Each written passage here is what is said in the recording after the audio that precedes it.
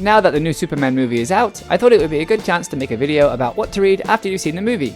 There's a comic that's currently running, which has a great starting point for anyone who saw the movie and wants to start collecting or reading comics. There's a one-shot oversized comic.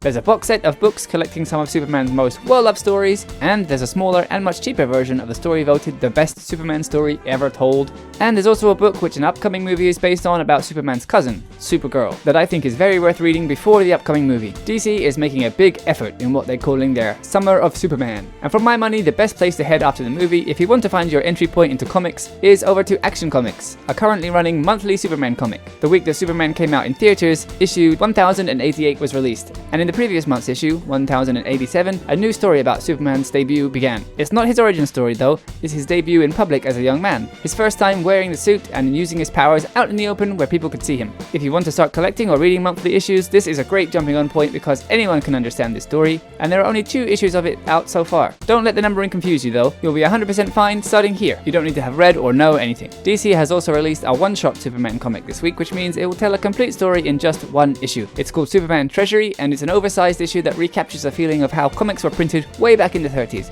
But the story and the art are all new. I will add here though that it's a bit of a remix of different Superman stories, and it's not necessarily connected to how things will stand now for Superman in comics. So it's something of a novelty really. The Superman Legacy box set is for anyone who wants a complete story that's finished, and it collects softcover editions of All-Star Superman, Superman for All Seasons, Whatever Happened to the Man of Tomorrow, and Kingdom Come. All very well known and beloved stories from a whole bunch of very well respected creators. DC's Compact Comics line of books reprints popular stories in smaller and cheaper form, and one of the stories from the Legacy box set is available in a smaller size paperback.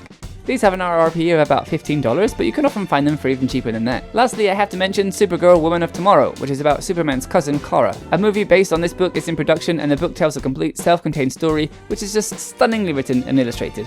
Its artwork and prose are just as beautiful as each other, and it's a comic I'd recommend to literally anybody. It's available in paperback or in a gorgeous hardcover deluxe edition. I haven't seen the movie yet myself, but if you have seen it and you're coming here as a newer reader, give me your spoiler-free take on the movie, and let me know what comics you decide to jump into after you saw the movie.